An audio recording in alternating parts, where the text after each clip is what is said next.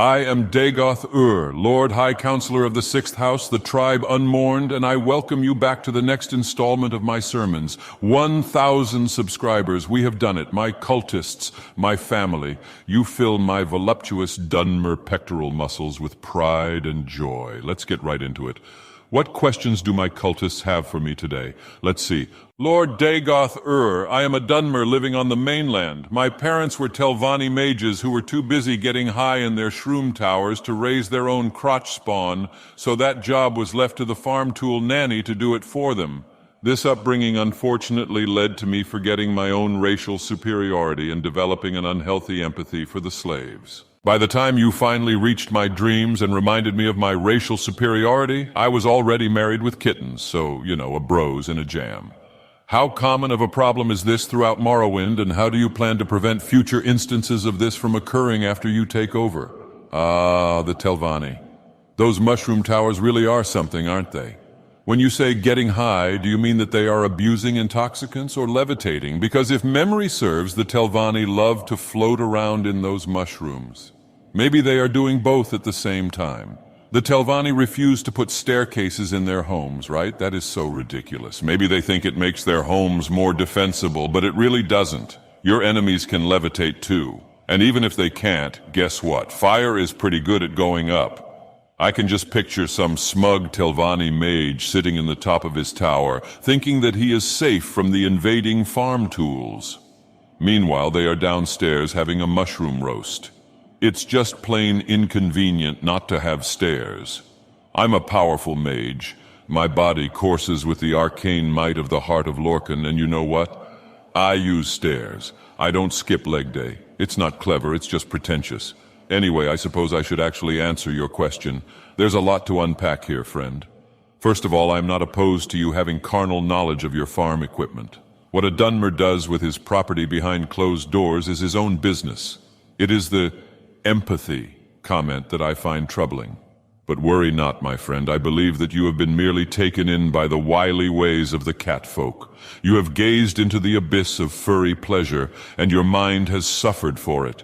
You have been taken in by her spell. You state that you have kittens. I hate to break this to you, but when you make the beast folk with 2 backs, that doesn't lead to offspring. Elves and cats can't reproduce. Those kittens aren't yours, my man, so it is not too late for the mercy of the 6th House.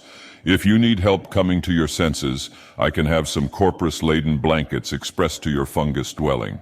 After I have taken over, I will have shared my divine connection to the heart of Lorcan with my people. This connection will help break any other feline trysts across the land. Okay, next question. Lord Dagoth, what are your thoughts on Aliad and the dragon cult belief of mankind being farm equipment? Ah, mankind. Such troublesome creatures, not simple enough to be good farm tools, not pretty enough to be good companions. Certainly I am no fan of mankind. When they aren't off killing each other, they band together into troublesome empires and invade my beautiful homeland, time and time again. You've got the Pale Orcs, the Nords, they invaded back in my day. We all know how well that went. I'm enjoying a nice workout session with my wonderful Moon and Star, debating our plans for dealing with the Dwemer, and next thing I know, we're up to our teats in humans. They were everywhere. The place was crawling with them, all over Red Mountain. You think this ash is bad? Sure, the ash gets everywhere, but you should have seen what it was like here after thousands of loud, smelly humans paid a visit. It took years to clean the place up. Human blood, let me tell you, the stuff gets everywhere. It does not come out of clothing easily. It stains glass armor. How is that even possible? And they have so much of it. You stab an elf, an Argonian, a Khajiit, they bleed, of course. But you stab a human, it's like bursting a bull netch full of tomato sauce. Disgusting. I actually started taking prisoners at one point because I was so disgusted with all the juices everywhere. Granted, I forced the prisoners to march into the volcano, but still.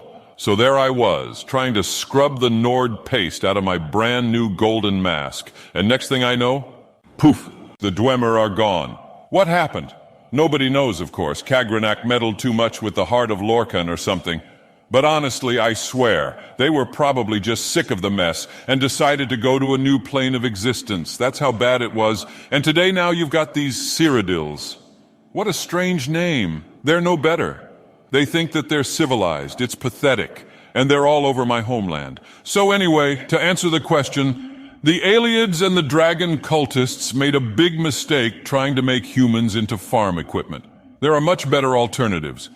I'm not saying that mankind are too evolved to be farm tools. I don't have some pathetic moral objection. It's a problem of logistics. You give a catman something shiny to play with, and he'll be a good farm tool for years. Give a lizard some netch jelly and tell him that it is magical tree sap. He'll start singing your praises and get back to the fields. They're easy. The humans, it's just too much work. It's not worth it. And look what happened to the aliens. What was that human's name? Felon-hole white snake? White steak? I don't know. Look what he did to the aliens. Gross. All right, who's next? Supreme Dagoth, I must know. What are your thoughts on Uncle Sweet Share? What about his hat? Hee, ha-ho. To the workshop he will go. My uncle's candy is so sweet. It's such a yummy winter's treat. When the sugar is warmed by the pale hearth light, the happiness spreads throughout the night. Hee, ha-ho. To the workshop he will go. Uncle Sweetshare is coming near, to spread his candy and his cheer. It's better than trinkets, games, or toys. So say all the little girls and boys, hee, ha-ho. To the workshop he will go. Candy, candy, he makes so much. Uncle Sweetshare has a magic touch. So it's back to the workshop in the snow, with lovely lanterns all aglow. Hee, ha-ho, hee, ha-ho. Yeah, what a nut job. Look, Uncle Sweetshare is a Nord, so he's already starting off in a bad place. I like his entrepreneurship, that's always nice. Unfortunately, his candy, well, I think he needs some less toxic ingredients, the effect it has on Khajiit. I'm fine with that. But he's in Dunmourland selling this poison. That's no good. That is a damn fine hat, though. If you're not going to wear an awesome mask, you should at least consider an awesome hat. And he's definitely got that taken care of. It's what's inside the head that the hat covers. That's where the problem is. I think he's had a little bit too much of Uncle Caius's cough syrup, if you know what I mean. He's drinking the zoomy skoomy. He's sniffing the catnip. He's playing with the cat's nips. No, sorry, that was the guy who asked the first question. Anyway, stay away from him. Who is next? This one isn't really a question, but it is an interesting statement, so let's take a look. Lord Dagoth. The dark elves of the Grey Quarter have allied themselves with the mongrel dogs of the Empire. One need look no further than the Grey Quarter. Go to the new Nisus Corner Club, and you will find it is full of dark elves. If you go upstairs, you will find a full set of Legion armor and Imperial banners on the wall. This is more than enough proof that the dark elves are Imperial spies. This saddens this humble Nord. Is this how they honor the sixth house and the tribe Unmourned? Do they not also wish to rid themselves of the imperial shackles and be free? I wish we could ally with the Dunmer and run the mongrel dogs in the Aldmeri Dominion far from both of our homes. Oh, what a joyous day that would be. Honor to you, Lord Dagoth Ur. Honor to both of our people. I appreciate this message, Pale Orc. It is troubling. My heart and the heart of Lorcan are very troubled by stories such as these. The depths of depravity to which my people must sink when they feel as though they have no hope. Worry not, Tradhammer Smasher, or whatever you call yourself in your forsaken Enwa land. I will take care of these troubled lost children of Resdain when I come a-conquering in Akulakan. They will be saved. If you are wondering why they would aid the mongrel dogs of the Empire, well, I would look no further than that mouth-breathing, swit-all-prick Stormcloak. He subjugates my people in his city. He relegates them to positions as second-class citizens. What does he expect? If he showed them compassion and respect, I am sure that they would behave differently. But who am I to judge? If I had Nord refugees knocking on my door, I'd put them in some euphemistically named subsection of my lands as well. Maybe I'd call it Cracker Canyon or Snowback Heights. I don't know. Papa Dagoth, my face has exploded from enlightenment. There is now a giant hole in my face. It is becoming deeper and I can no longer see.